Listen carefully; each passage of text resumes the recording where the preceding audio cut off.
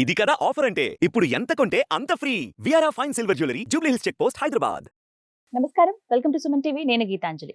ప్రస్తుతం మనతో పాటు ప్రముఖ జ్యోతిష్యులు, శ్రీచక్ర పీఠం వ్యవస్థాపకులు బ్రహ్మశ్రీ ప్రదీప్ జోషి గురువు గారు ఉన్నారు. వారితో మాట్లాడదాం. గురుగారు నమస్కారం అండి. శ్రీమాత్రే నమః. చంద్రగ్రహణం రాబోతోంది 14వ తారీఖు అండి. అవునండి. 14th. మరి ఈసారి ఆ ప్రభావం ఎలా ఉంటుంది? అసలు చాలా మంది నియమాలు ఎప్పుడు అడుగుతూ ఉంటారు, ఏం చేయాలండి, ఎలా ఉండాలి, ఈసారి ఇంకేమన్నా ప్రాబ్లం? ఎందుకంటే దగ్గరలో షష్టగ్రహ కూటం ఉంది, ఆ ఎఫెక్ట్ ఏమైనా ఉంటుందా, అసలు ఇంట్లో ఎలాంటి నియమాలు పాటించాలి, ఒకవేళ ఆ టైంలో మేము బయట ఉంటే ఎలా ఉండాలని అడుగుతూ ఉంటారు. ఏం చెప్తారు? చంద్రగ్రహణం ఇది మన భారతదేశంలో అయితే కనిపిస్తలేదు. సో అందరు నిశ్చితంగా ఉండండి, ప్రశాంతంగా ఉండొచ్చు. దేవాలయాలు ముయ్యడాలు, ఇల్లు కడుక్కోవడాలు, ఆహార నియమాలు ఏవి కూడా ఎవ్వరికీ లేవు. అందులోనూ చక్కగా మన భారతీయులకు ఎవరికి లేవు, మన భారతదేశంలో అయితే లేదు. అయితే ఇది పెనంబ్రల్ చంద్రగ్రహణం. ఇది కన్యా రాశిలో సంభవిస్తుంది, కేతుగ్రస్త చంద్రగ్రహణం. అయితే ఇది పెనంబ్రల్ చంద్రగ్రహణం అంటే పాక్షిక చంద్రగ్రహణం అంటారు, సంపూర్ణ చంద్రగ్రహణం కాదు. సో అర్ధ చంద్రగ్రహణము అట్లాంటిది ఏమీ కాదు ఇది. సో ఇదేంటంటే భూమి యొక్క నీడ డెన్సిటీ తక్కువ ఉంటుంది, దాన్నే పెనంబ్రల్ అంటారు. సో ఆ డెన్సిటీ తక్కువ ఉంటుంది, దాని లోపలికి చంద్రుడు ఎంటర్ అవుతాడు కాబట్టి దీన్ని పెనంబ్రల్ ల్యూనార్ ఎక్లిప్స్ అంటారు. దీన్ని కొంతమంది బ్లడ్ మూన్ అని కూడా అంటారు. బ్లడ్ మూన్ అంటే ఏంది? ఎర్రగా రక్తము లాగా కనిపిస్తుంది. చంద్రగ్రహణం అయితే ఉంది, కాకపోతే రెగ్యులర్ గా చంద్రుడు మొత్తము కనబడకపోవడం అనేది ఉండదు ఇది, ఈ చంద్రగ్రహణం. నాకు అనిపించేది కూడా ఎవరికి ఎక్కువగా కనిపించొచ్చండి, ఇది వేరే విదేశాల్లో, కెనడా అలాంటి దేశాల్లో, మెక్సికో ఆ దేశంలో కనిపిస్తుంది కానీ మన దేశంలో కనిపించట్లేదు. కాకపోతే దీని ప్రభావము గర్భిణీ స్త్రీలకైతే ఉంటుంది. ఎందుకంటే గ్రహణం ఎక్కడ జరిగినా సరే మన భూమి మీద మనం ఉంటాము కాబట్టి గర్భపిండానికి మాత్రం దోషం అయితే ఉంటుంది, గ్రహణ దోషం అయితే గర్భపిండానికి అయితే ఉంటుంది. కనబడినా కనబడకపోయినా భూమి మీద ఎక్కడ జరిగినా ఉంటుంది. ఎందుకోసం అంటే ఇక్కడ కూడా చంద్రుడు కనిపిస్తాడు కదా, ఆ గ్రహణం జరిగే సమయానికి ఇక్కడ కూడా చంద్రుడు కనిపిస్తాడు కాబట్టి, పూర్ణ చంద్రుడు కనిపిస్తాడు కాబట్టి ఇక్కడ గ్రహణం అయితే ఆ ప్రభావం గర్భిణీ స్త్రీలకు. కాబట్టి 14వ తారీఖు రోజున మధ్యాహ్నం పూట, ఎందుకోసం అంటే అక్కడ రాత్రి మనకి ఇక్కడ మధ్యాహ్నం కాబట్టి 13 రాత్రి, 14 మధ్యాహ్నం, 14 రాత్రి, ఈ దాదాపుగా ఈ కాలం పాటు గర్భిణీ స్త్రీలు ఎక్కడికి బయటకు వెళ్ళకండి. అంటే షికార్లకు, ఏదైనా ఆఫీసులకు తిరగడానికో ఎక్కడ బయటకు వెళ్ళకండి, ఇంట్లో ఉండండి, లీవ్ పెట్టుకోండి. ఏ టైం అయినా కూడా మార్చి 13వ తారీఖు, మార్చి 14వ తారీఖు, మార్చి 15వ తారీఖు, ఈ 3 రోజులు లీవ్ పెట్టుకోండి, ఏం పర్వాలేదు, నష్టం ఏం లేదు. ఎందుకోసం అంటే జ్యోతిష్ శాస్త్ర పండితుడిగా నాకు ఎక్స్పీరియన్స్ ఉంది కాబట్టి, నేను ఎంతో మంది జాతకాలు చూస్తున్నాను కాబట్టి, గర్భవేధతోటి పుట్టినటువంటి పిల్లలు పెరగలేకపోతున్నారు సరిగ్గా, వాళ్ళకి అదృష్టము రాకలేకపోతుంది, వాళ్ళకి తెలివితేటలు సరిగ్గా ఉండట్లేదు, ఇబ్బందులు పడతా ఉన్నారు. దానికి కారణం ఎవరో కాదు, తల్లియే కారణం. ఎందుకోసం అంటే గ్రహణం సమయంలో ఆమె బయటకు వెళ్తుంది, ఆ గ్రహణ ప్రభావం పిండం మీద పడుతుంది. పిండం మీద పడద్దు అంటే తల్లి ఇంట్లోనే కూర్చోవాలి, చక్కగా కడుపు నిండా తినాలి, కమ్మగా పడుకోవాలి, అంతే. ఆ ఫోన్లు చూడడం అన్ని పక్కన పెట్టేసుకుంటే సరిపోతుంది.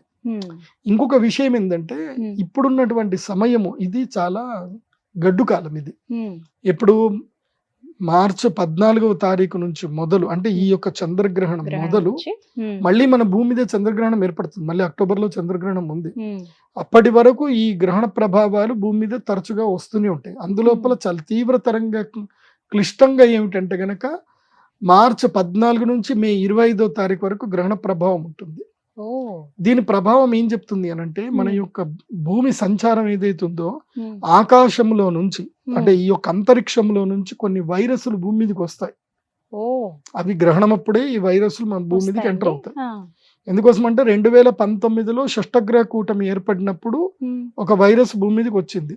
అది చైనా వైరస్ అంటారు, ఏదంటారు మరి. చైనాలో ఎప్పటి నుంచో గబ్బిలాలు చంపుతున్నారు, ఎన్నో చేస్తున్నారు, కానీ అప్పుడే వైరస్ రావాలి కదా. షష్టగ్రహ కూటమి వచ్చినప్పుడే ఆ వైరస్ ఎందుకు రావాలి?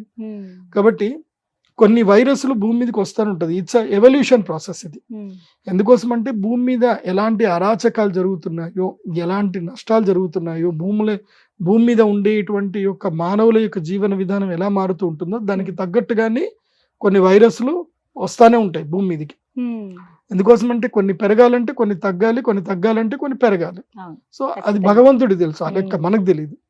కాబట్టి in the process of evolution, ఈ యొక్క జీవన చక్రం యొక్క ప్రాసెస్ లో ఈ భూమి మీదకి కొన్ని విచిత్ర జంతువులు, విచిత్రమైనటువంటి సూక్ష్మ క్రిములు, వైరస్లు, బ్యాక్టీరియాలు ఈ భూమి మీదకి అయితే ఎంటర్ అవుతాయి. ఎప్పుడు మార్చి 14 నుంచి మే 25 మధ్యన ఎంటర్ అవుతాయి. వరకు ఓకే.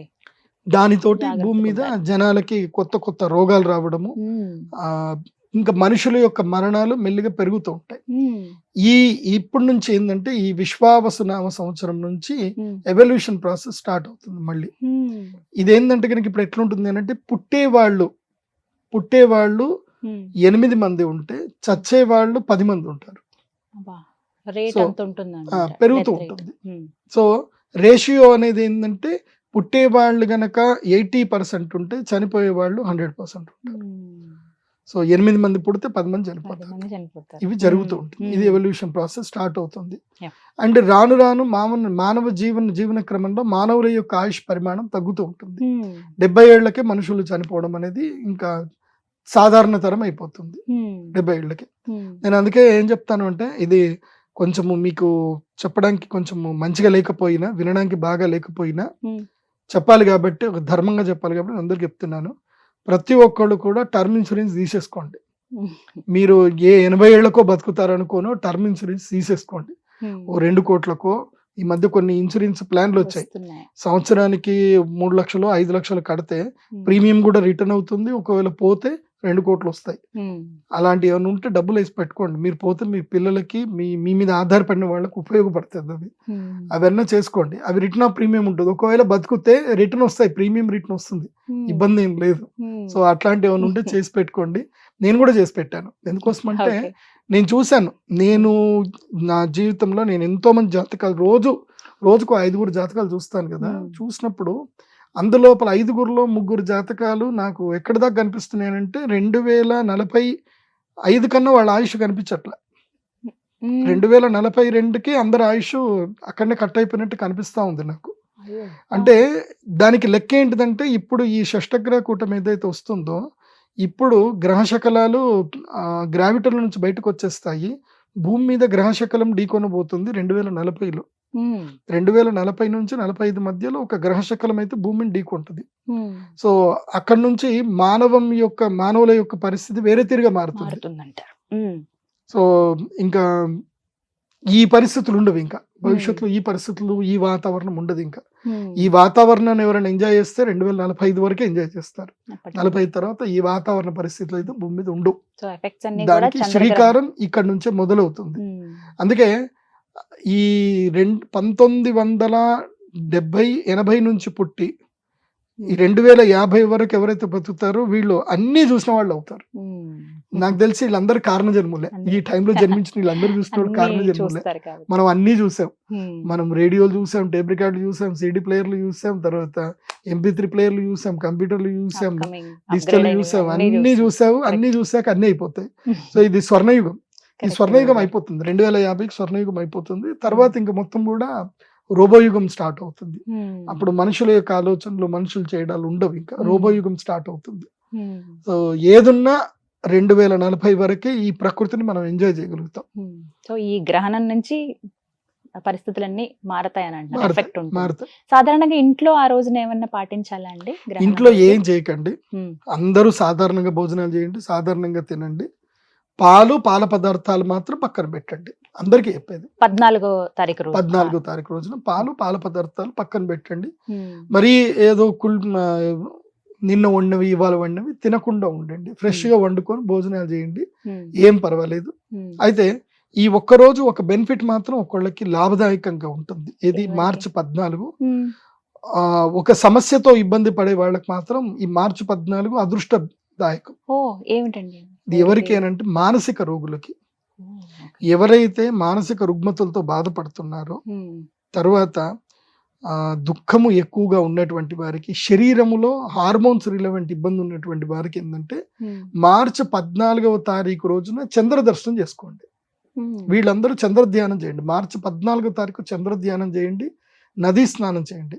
నేను మానసిక రుగ్మతలతో, తర్వాత హార్మోన్స్, ఎండోక్రానికల్ డిసీజు, తర్వాత గర్భము నిలబడకపోవడము లాంటి సమస్యలు ఉన్నటువంటి వారు వీరందరూ కూడా మార్చి 14వ తారీఖు నాసిక్ త్రయంబకేశ్వర్లో కానీ ఎక్కడైనా సరే, నాసిక్ వెళితే మంచిది, గోదావరి నదీ తీరములో స్నానం చేసి లేదా కృష్ణా నది అయినా నదీ తీరములో స్నానం చేసి ఆ నదిలో మీకు ఒకవేళ ఓపిక ఉంటే, మీ ఆరోగ్యం మంచిగా ఉంటే, నాభి స్థానం వరకు ఆ నీళ్లలో కూర్చొని, ఎందుకో స్టేబుల్ గా ఉన్నటువంటి నదిలో మాత్రం చెప్తున్నాను, మళ్ళీ మీరు మునిగిపోతే నన్ను అనేరు.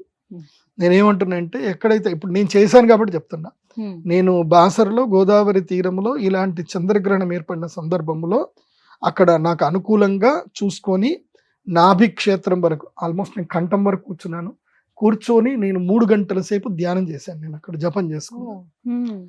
ఆ అనుష్ఠానం చేసుకోవడం వల్ల లాభం కలిగింది. కాబట్టి మీకు కూడా చెప్పేది ఏంటంటే, అలాంటి అనుష్ఠానాలు ఏమైనా ఉంటే చేసుకోండి.